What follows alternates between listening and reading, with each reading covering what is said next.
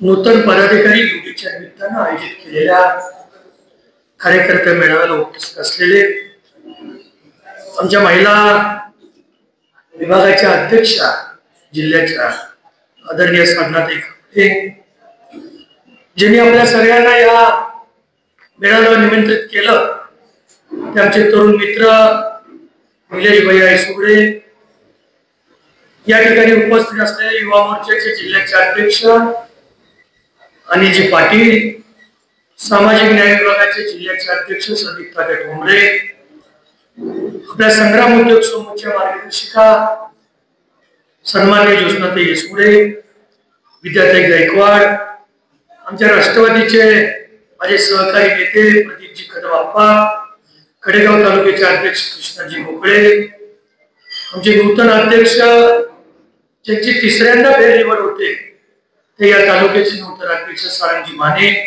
माझ्या समवेत आलेले जिल्ह्याचे उपाध्यक्ष दर्शनजी मोरे, मान्य श्री हनुमानजी कदम, सागरजी सुतार, आमचे मित्र अजयजी जाधव, नंदकुमारजी निकम, राजभैया लोखंडे, तुषारजी सूर्यवंशी, ज्यांनी आज आमच्या पक्षामध्ये प्रवेश केला, ते मानसिंग दादा सांडगे, उद्योजक विजयजी माने, त्यांच्या समवेत आलेले सर्व मान्यवर, उपस्थित पत्रकार, मोठ्या संख्येनं आमच्या भगिनी उपस्थित आहेत, उपस्थित सर्व बंधू आणि भगिनींनो, पलूस तालुक्यामध्ये येताना भैया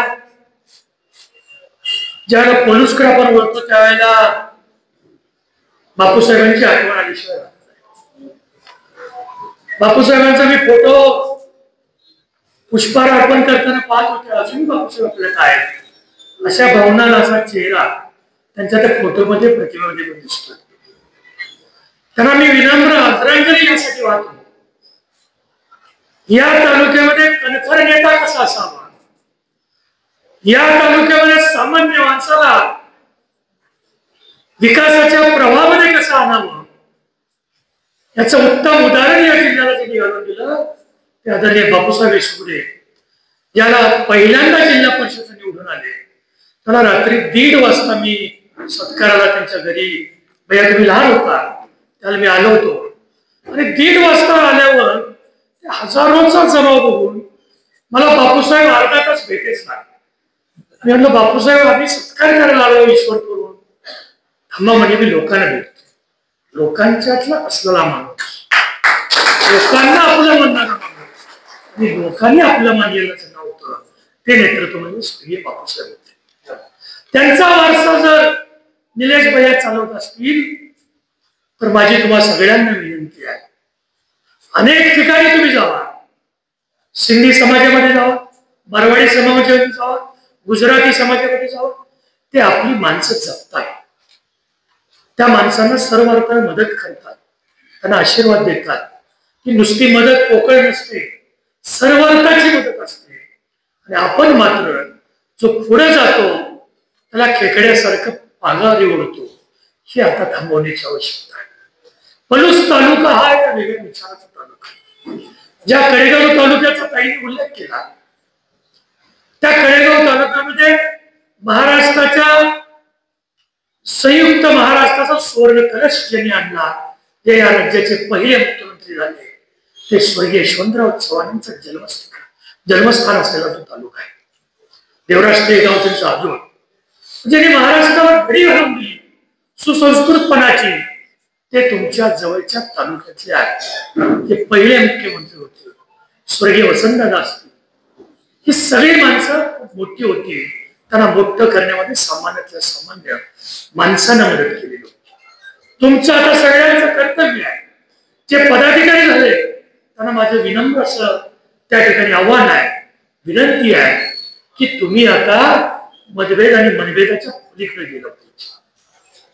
80% समाजकारण, 20% राजकारण करण्याचा ध्येय, करण्याची भूमिका आपण सगळ्यांनी ठेवली पाहिजे. आपल्या पक्षाचा अध्यक्ष, राष्ट्रीय अध्यक्ष, राज्याचे उपमुख्यमंत्री जर दुष्काळामध्ये कुठेही असतील, पावसामध्ये शेतकऱ्याच्या बांधावर सकाळी 6ला जात असतील, तर आपल्याला कुठला अजून आदर्श पाहिजे काम करण्यासाठी? आपल्या नेत्याचा आदर्श घेऊन तुम्ही सामान्य माणसाच्या घरापर्यंत जावा, सामान्य लोकांना मदत करा. आमच्या भगिनी इथं मोठ्या संख्येने उपस्थित आहेत. त्या भगिनींचे काही प्रश्न असतात, त्या प्रश्नाची सोडवणूक करण्यासाठी प्रयत्न करा आणि तोच खऱ्या अर्थानं तुमच्या निवडीचा सन्मान होईल असं मला वाटतं. राष्ट्रवादी काँग्रेस पार्टी ही पुरोगामी विचार जपणारी पार्टी आहे. सर्व धर्मात समभाव मानणारी पार्टी आहे. जात पात पंथ याच्या पलीकडे जाऊन ही पार्टी काम करते. आपल्या नेता कुठल्याही माणसाला समोर आल्यावर तू जात कुठला याचा विचारत नाही. या एकमेव पक्षामध्ये आपल्या महिलांच्या अध्यक्षा ह्या मागासवर्गीय समाजाच्या आहे. एवढी मोठी जबाबदारी ही फक्त राष्ट्रवादी काँग्रेस पार्टीमध्ये मिळू शकते. ओबीसी सेलचे अध्यक्ष म्हणून तुम्हाला ज्या तालुक्यामध्ये आम्ही निवड करतो त्याला ओबीसी आणि इतर समाज जोडण्याचं काम तुम्हाला साहेब करायचं आहे. कारण अलीकडच्या काळामध्ये जातीयतेचे विष पेरलं जात आहे. जाती जातीमध्ये विभागणी केली जाते आणि ह्या तालुक्यामध्ये इतिहास असा आहे, पलूस शहर जिथं असेल तिथला आमदार होतो. आता तुम्ही 34 गाव आहे का तुमच्या तालुक्यात? 34 गावाने ठरवलं तर तुम्हाला विचारल्याशिवाय काय होईल का? बरं, अजितदादांचं प्रेम तिथेही जाता जाताना कुठल्या तरी वक्त्यानं अनिल शेट्टी आमचं सांगितलं, जो आमचा राष्ट्रीय नेते आहेत आमचे राज्याचे उपमुख्यमंत्री, ते अतिशय वेळेला पंक्च्युअल आहे. 2-3 मिनिटं सुद्धा वेळ खपत नाही. पण तुमच्या निलेश भैयांसाठी 15 मिनिटं 2 लाख वाढवलं. तुम्हाला एवढा मोठा सन्मान निलेश भैयांसाठी ते देत असतील तर तुम्ही राष्ट्रवादी पक्षाला काय आता परत देता? हा सवाल माझा तुम्हाला आहे. तुमच्या नेत्याचा सन्मान पक्ष ठेवत असेल, पक्षाचे राष्ट्रीय अध्यक्ष ठेवत असतील तर तुम्ही सगळ्यांनी मिळून तुमच्या नेत्याची मान उंच होईल असं काम करावं लागेल. या शहरातले जे प्रश्न आहेत ते विकास आराखड्याचे प्रश्न असतो, जो अन्याय विकास आराखडा झाला त्याच्या बाबतीमध्ये आवाज उठवण्याची आवश्यकता आहे. त्याच्यासाठी प्रत्येक माणसाचा कोपरा सभा घेऊन जागृत करण्याची आवश्यकता आहे. मी नगराध्यक्ष म्हणून काम केलंय, आमच्या साधनाताई नगराध्यक्ष म्हणून काम केलंय. विकास आघाडी करताना लोकशाहीचा मुख्य गाभा त्याच्यामधला असा आहे, विकास आराखडा करताना पुढील 25 वर्ष 20 वर्ष हे शहर कुठं जाणार आहे याचा विचार करायचा असतो. विरोधकांच्या जमिनीवर आरक्षण टाकायचं नसतं, परंतु काही लोकांना विरोधकांच्यावर जमिनीवर आरक्षण टाकणं, त्यांना त्रास देणं, याच्यामध्ये जर काही लोकांना आनंद मिळत असेल तर लोकशाहीने आपल्याला अधिकार दिलेला आहे. तुम्ही त्या कमिटीकडून अपील करा, ते अपील परत सरकारकडे जातं आणि तुम्ही स्थानिक स्वराज्य संस्थेमध्ये ज्या वेळेला पलूस नगर परिषद राष्ट्रवादी काँग्रेस पार्टीची महायुतीची आणाल त्याला पहिला ठराव मागील प्रोसिडिंग कायम केल्यानंतर दुसरा ठराव असेल तो विकास आराखडा दुरुस्तीचा असेल. हा शब्द या निमित्ताने द्या. तर हे शहर उद्योजकांचं शहर म्हणून ओळखलं जातं. अनेक तरुण अनेक उद्योजक या शहरानं या जिल्ह्याला दिलेले आहेत. या ठिकाणी वंदे मातरमची जी रेल्वे आहे त्याची 5 सीटं बनतात अशा अनेक कारखान्यांना मी भेटी दिलेल्या आहेत. या शहराच्या MIDC आता मर्यादित झालेली आहे. MIDCचा विस्तार करण्याची आवश्यकता आहे. निलेश भैयांनी त्याचं निवेदन मान्य अजितदादांना दिलेलं आहे. मी इंद्रनील नाईक साहेबांशी बोललो, उदय सामंत साहेबांशी अजितदादा बोलले. तीही बैठक आपण भैया लवकरच त्या ठिकाणी लावू. तुमच्या पाणी पुरवठ्याचा विषय, जो पाणी पुरवठ्याचा विषय आहे त्याही विषयावर तुम्ही जे बोललात अगदी मनापासून बोललात. अलीकडच्या काळामध्ये ज्यांनी पूर्वीच्या काळात काम केलं त्यांना विसरण्याची फार मोठी सवय काही नेते मंडळींना लागलेली आहे. परंतु तुम्ही जनतेने मात्र ज्यांनी तुमच्यासाठी रात्रीचा दिवस केलाय ते स्वर्गीय बापूसाहेब असतील, निलेश भैयांनी ज्यांची नावं घेतली त्या सगळ्यांचा आदर्श घेऊन तुम्ही त्यांच्या पाठीमागे उभं राहा, त्यांना आशीर्वाद द्या. आजचा आमचा पदाधिकाऱ्यांच्या निवडीचा कार्यक्रम हा फक्त पदाधिकारी निवडीपुरता मर्यादित नाही आहे. आज आपण मानस संचालकांचाही सत्कार या निमित्ताने केला. माझ्या काही भगिनी उपस्थित आहे, त्यांना जाता जाता एक मी उदाहरण देतो. परवा मी दादांच्यावर काल सोबत होतो. बारामतीतून दादांना गाडीत एक फोन आला. मी 1 तास 1.25 तास दादांच्यावर चर्चा करत निघालो होतो. पुण्याच्या देवे घाटात मी बसलो दादांच्या गाडीत आणि सोमेश्वर कारखान्यापर्यंत बरोबर गेलो. एक माय माऊलीनं फोन केला दादांना, दादा माझे मुलगीची डिलिव्हरी झाली आणि डॉक्टर माझ्याकडे पैसे कमी आहेत, डॉक्टर आमच्या पेशंटला सोडेल. दादाने फोन उचलला, म्हणजे कुठले डॉक्टर आहेत त्यांना द्या. त्यानंतर डॉक्टर आत आहे ऑपरेशन थिएटरमध्ये फोन घेणार. थांबा म्हणले, तुम्ही तिथंच थांबा, व्यवस्था करतो. दादानी 15 मिनिटं सगळ्यांना बोलायचं थांबवून तो फोन नंबर शोधला त्या डॉक्टरांचा. त्या माय मौलिक हॉस्पिटलचं नाव सांगायला इतकी घाबरली होती. 15 मिनिटांनंतर त्या डॉक्टरांना दादानी सांगितलं, तिचे सगळे पैसे मी भरतो, त्या मायमुलीला तुम्ही घरी सोडण्याचे. आमचा नेता, या नेत्याचं आदर्श घेऊन आम्ही काम करतोय. माझ्या समक्ष घडलेली कालची घटना आहे. त्याच पावलावर पाऊल ठेवून आम्ही दादांच्या वाढदिवसाला या पश्चिम महाराष्ट्राचा सगळ्यात मोठं आरोग्य शिबिर आम्ही त्या ठिकाणी आयोजित केलं होतं. एक चांगलं शिबिर त्या ठिकाणी आयोजित केलं. जवळपास 10,000 लोकांची नोंदणी झाली. रोज त्या ठिकाणी 40-45 लोकांचे ऑपरेशन्स मोफत होत आहेत, विविध योजनातून होत आहेत.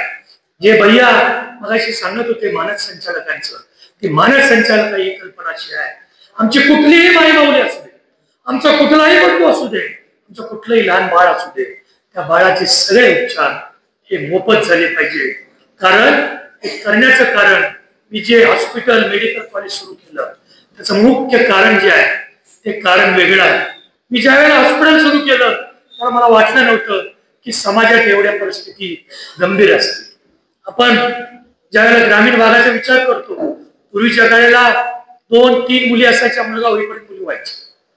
आपल्या जुन्या लोकांनी काही पद्धत घालून घेतली. लग्न झालं, लग्नातनं तो बाप आई बाप रिकामे होतात कर्जातनं, तोपर्यंत मुलगीचे पहिले डिलिव्हरीला आपले जावई बापू त्यांच्या घरातले आपल्या पत्नीला त्या घरात आणून सोडतात. कुणी ह्या पद्धती केल्या मला माहिती नाही. अरे मग त्या वडिलांचा विचार कधीतरी करा. ज्या वडिलांना आपल्या मुलीच्या सुखासाठी कर्जबाजारी होऊन स्वतःला घाण टाकून लग्न करून दिलं, 10, 12, 11, 14 महिन्यामध्ये परत नवीन खर्च जर आपण त्यांना देणार असू तर खरंच विचार करण्याची आवश्यकता आहे. असा एक प्रसंग मी तुम्हाला जाता जाता सांगतो.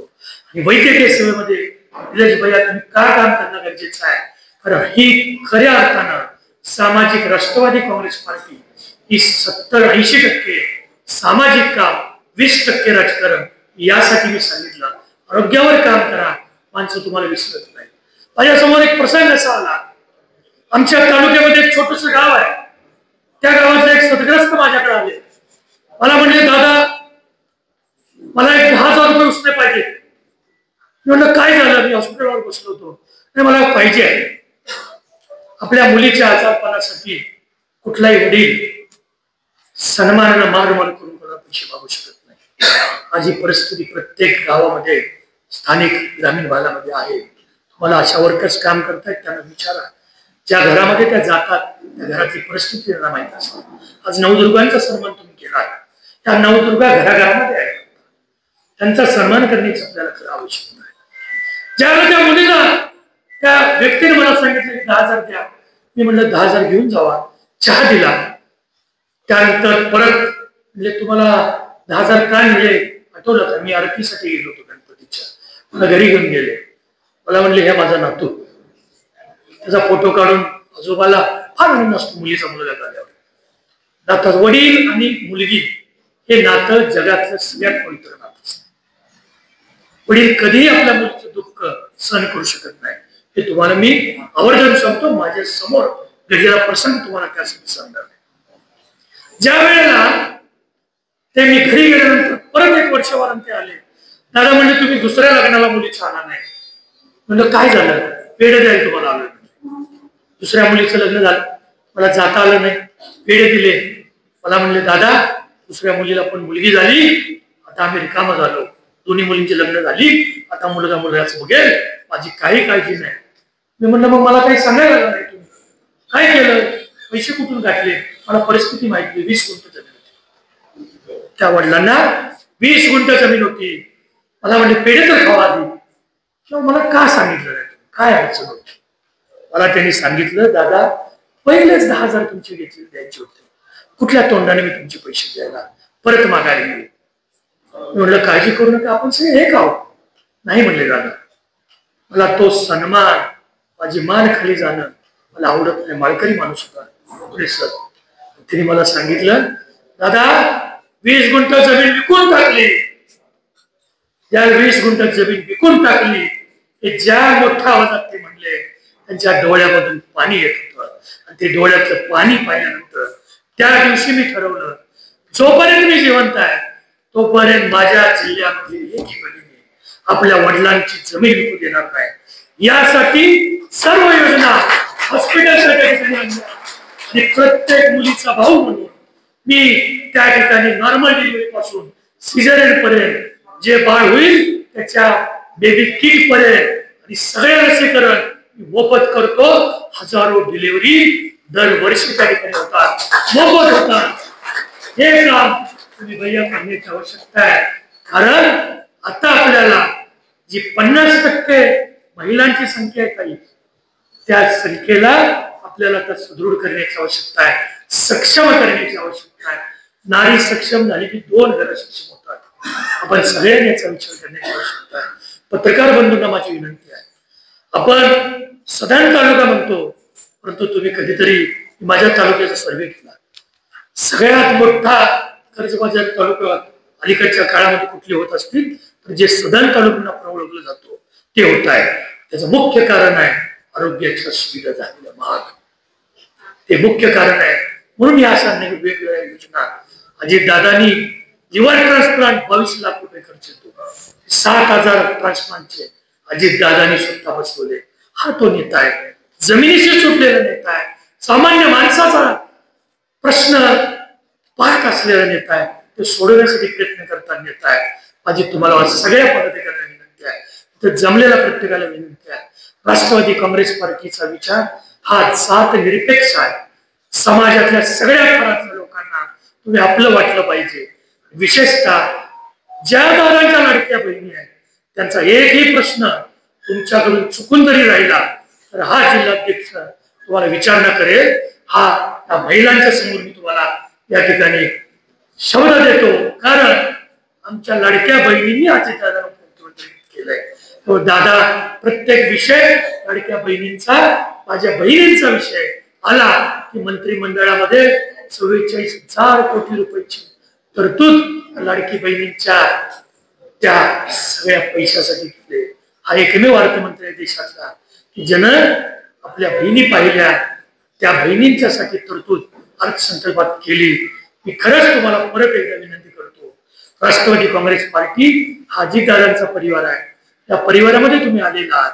या परिवारामध्ये जात पात धर्म पंथाच्या पलीकडे जाऊन आपण विचार करणारी मंडळी आहे। मी परत तुम्हाला मनापासून शुभेच्छा देतो, खूप चांगलं काम करा।